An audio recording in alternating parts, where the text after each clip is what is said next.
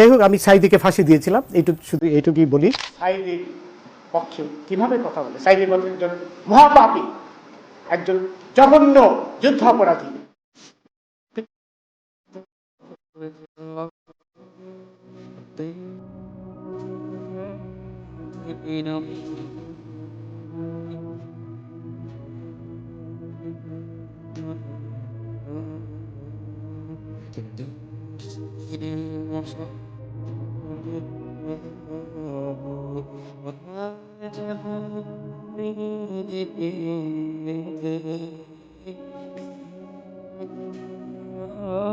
আমার তরুণেরা, যুবকেরা, শোনো, রাসূলুল্লাহ তোমাদের কত সম্মান দিয়েছেন।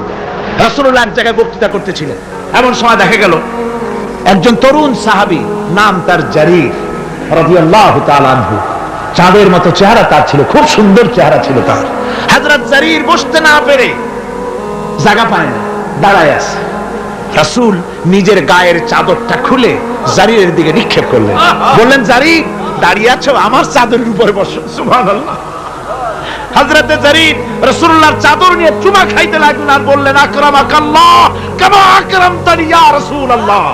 হে রাসূল, আল্লাহ আপনার সম্মান আরো আরো অনেক বাড়িয়ে দিক, যেমন আপনি আমাকে মর্যাদা দিলেন। হে রাসূল, আপনার চাদরে পৃথিবীর কোনো মানুষ বসতে পারে।